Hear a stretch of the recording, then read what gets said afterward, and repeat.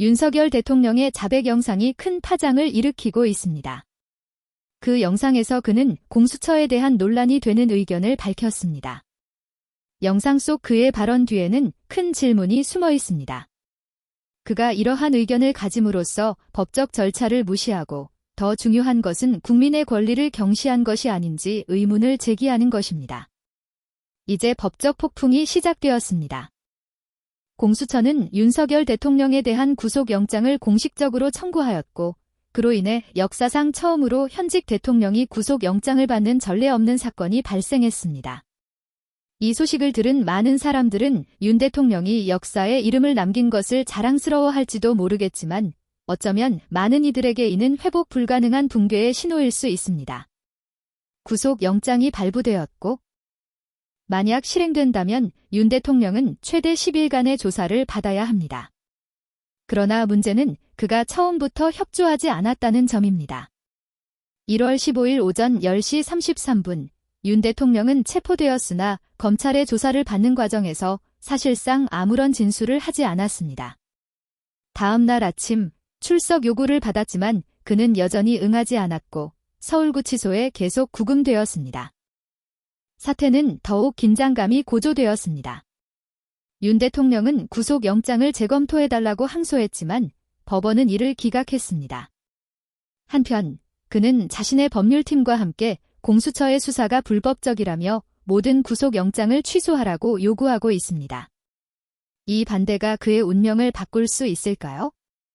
만약 구속된다면 공수처는 구치소에서 수색을 실시하거나 구치소 내에서 조사를 진행할 수도 있습니다. 이는 법조계에 새로운 선례를 만들 수 있습니다. 과거 박근혜 대통령과 이명박 대통령의 사례에서 보듯 구치소에서의 조사는 결코 드문 일이 아닙니다. 윤 대통령과 그의 법률팀은 여전히 법적 절차의 합법성에 대한 이의를 제기하며 저항하고 있지만 결국 진실은 드러날 것입니다. 법적 절차가 계속 진행될 것인가, 그리고 그의 저항이 전세를 뒤집으려는 절망적인 시도일 뿐일까요? 우리는 더 지켜봐야겠지만 한 가지는 확실합니다. 정의는 결코 쉽게 실현되지 않으며 이 전쟁은 이제 막 시작된 것에 불과합니다. 윤석열 대통령의 구속과 조사에 대한 논란은 2025년에 정치적 큰 논란을 일으킨 사건이 되었습니다. 이 사건은 윤 대통령이 정부 운영과 경제 문제에서 저지른 위법 행위에 대한 의혹으로 시작되었으며 이에 따라 법적 기관들이 긴장된 수사를 진행하게 되었습니다. 초기에는 정부와 대통령을 지지하는 정당들이 이를 정치적 공격으로 간주하고 강력히 반대했지만 공수처를 비롯한 법적 기관들은 수사를 계속 진행하며 구속영장을 청구하게 되었습니다.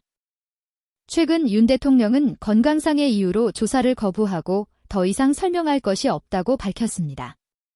이에 공수처는 수사를 확대하고 법적 절차를 이어가며 구속영장을 요청했습니다. 결국 법원은 윤 대통령의 구속을 허용하며 그가 구속되는 것이 합법적임을 확인했습니다.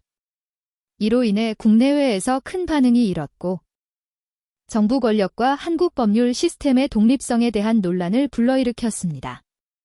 이 사건은 한국의 법률 시스템에 깊은 영향을 미칠 뿐만 아니라 국가의 민주주의와 정치적 안정성에도 강력한 영향을 미칩니다. 정부와 법적 기관 간의 관계는 중요한 문제로 떠오르고 있으며 법적 기관과 정치 지도자의 권력 사이의 의존 관계가 공정성과 투명성을 보장하는 데 심각한 충돌을 일으킬 수 있다는 우려가 커지고 있습니다. 실제로 한국 대통령이 법적 문제에 직면한 것은 이번이 처음이 아닙니다. 과거 박근혜 전 대통령은 심각한 부패 스캔들로 탄핵당하고 물러나면서 큰 정치적 위기를 초래했으나 이번 사건은 윤석열 대통령이 법을 지키겠다고 강하게 주장한 인물이 바로 그 법을 위반했다는 의혹에 직면한 점에서 특별한 의미를 지닙니다. 2022년 윤 대통령은 영상에서 공수처를 권력의 후예라고 비판하며 공수처가 능력과 전문성이 부족하고 정부의 이익을 위한 도구에 불과하다고 주장했습니다. 이는 그가 과거에 말한 것과 현재 자신이 공수처의 조사를 받으며 직면한 상황이 서로 상충함을 보여줍니다. 윤 대통령과 공수처의 대립은 여러 차례 중요한 전개를 가져왔습니다. 조사에 참여하라는 요구를 받은 그는 건강 문제를 이유로 여러 번 조사를 미루거나 기본적인 질문에 대한 답변을 거부했습니다. 이에 공수처는 조사를 확장하고 윤 대통령에 대한 구속영장을 청구했습니다. 반대파 정당들의 시위와 강력한 반대가 전국에서 벌어졌으며 많은 시민들이 윤 대통령에 대한 조사와 처벌을 지지하고 있습니다. 이 시위는 한국 사회의 분열을 반영하는 동시에 권력 남용에 대한 불만과 우려를 나타냅니다. 또한 이 사건은 정부의 최고 지도자가 법적 책임을 지고 조사받을 수 있는지, 그리고 한국 법률 시스템의 독립성이 충분히 보장되고 있는지에 대한 중요한 질문을 제기하고 있습니다. 이번 논란은 2016년 박근혜 전 대통령 사건과 유사한 점이 있지만 중요한 차이점이 있습니다. 박 전 대통령은 권력을 남용한 혐의로 탄핵되었지만 윤석열 대통령은 바로 그가 비판했던 공수처에 의해 법적 절차에 직면해 있습니다. 여론조사에 따르면 한국 시민들 중 약 60%가 윤 대통령의 조사와 기소를 지지하는 반면 30%는 정치적 공격으로 보고 반대하고 있습니다. 이는 한국 정치에 큰 영향을 미칠 사건이 될 것입니다. 윤석열 대통령의 구속영장에 대한 법적 논란은 한국 정치와 법률계에서 큰 논쟁을 일으켰습니다. 윤 대통령은 건강을 이유로 조사를 거부했으며 구속영장이 정치적 목적을 가진 부당한 조치라고 주장했습니다. 이에 대해 법적기관은 윤 대통령도 법적 책임에서 면제될 수 없으며 법적 절차를 진행하는 것이 필요하다고 주장하고 있습니다. 그러나 윤 대통령의 법률팀은 그가 대통령직을 수행하는 동안 법적 책임에서 면제돼야 한다고 주장하며 구속영장 발부는 개인의 권리 침해라고 반발하고 있습니다. 이 논란은 한국의 정치 시스템과 법률 시스템의 독립성에 대한 중요한 질문을 던지고 있습니다.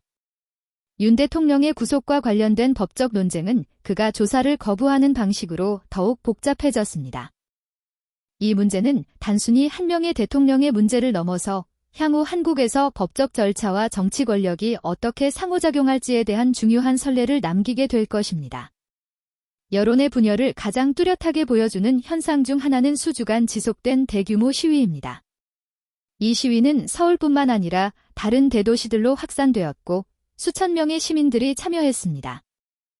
이 시위는 주로 야당 단체들이 주도하며 윤석열 정부에 대한 사퇴 요구와 함께 정부의 불공정하고 반민주적인 정책들을 비판하고 있습니다. 심지어는 정부의 합법성에 대한 의문을 제기하는 구호와 플래카드도 등장하면서 한국 민주주의가 위협받고 있는지에 대한 질문이 제기되었습니다. 대통령 체포 사건은 정부 지지자와 반대자 간의 갈등을 더욱 심화시켰습니다. 민주당 박찬대 대표는 정부를 민주주의를 파괴하는 행위라며 강하게 비판하며 윤 정부가 불법적인 도구들을 사용해 정치적 적들을 억압하고 있다고 주장했습니다. 이러한 발언은 특히 정치적 자유가 위협받고 있다고 느끼는 일부 시민들 사이에서 불만을 증대시키고 있습니다. 또한 정부가 수사에 개입했다는 보도는 법 시스템에 대한 신뢰를 약화시켰습니다. 권력 남용에 대한 비판과 함께 한국 시민들은 정부가 기본적인 민주적 가치를 제대로 보호하지 못한다고 느끼고 있습니다. 한국 민주주의에 대한 큰 질문은 정부가 고위 정치인들과 관련된 수사에서 권력을 공정하고 효과적으로 통제할 수 있는지입니다.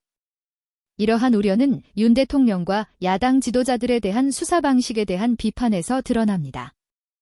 긴급조치과 수천 명의 경찰들 동원해 현직 대통령을 체포한 것에 대해 여론은 이 조치들의 합법성과 필요성에 대해 의문을 제기하고 있습니다. 민주당 이재명 대표는 윤 정부가 독재적으로 정부를 운영하고 있을 뿐만 아니라 국회의 권한을 무시하는 행위를 하고 있다고 비판했습니다. 이는 권력 분립이 제대로 시행되지 않고 있으며 국회 내 논의가 공정한 결과를 도출하지 못한다고 느끼게 만듭니다. 또한 주요 정치적 사건과 관련된 수사의 불투명성은 입법부와 행정부에 대한 신뢰를 약화시켰습니다.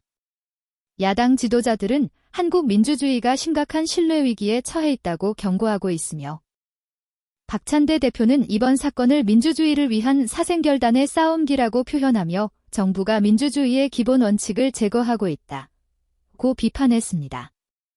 중요한 또 다른 요소는 정치적 갈등 해결에서의 합의 부족입니다. 야당은 독립적인 수사를 요구하며 정부가 위법한 행동에 대해 책임을 져야 한다고 주장하고 있는 반면, 여당은 이러한 수사가 사회 정의와 공정을 지키기 위한 필요성에 따른 것이라고 반박하고 있습니다. 이는 정치적 갈등을 더 심화시키며 정치 시스템의 약화를 초래하고 있습니다. 국내 반응 외에도 중요한 요소는 국제사회의 반응, 특히 미국의 반응입니다.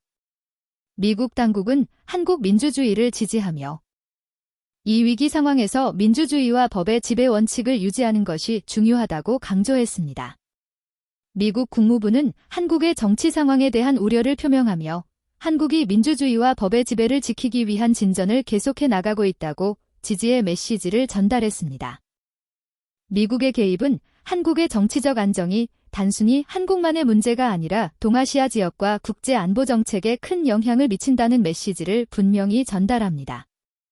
심지어 일부 의견은 한국 정부의 안정성이 경제 발전뿐만 아니라 외교 관계의 미래, 특히 전략적 동맹국들과의 관계 유지에도 중요한 영향을 미친다고 언급하고 있습니다.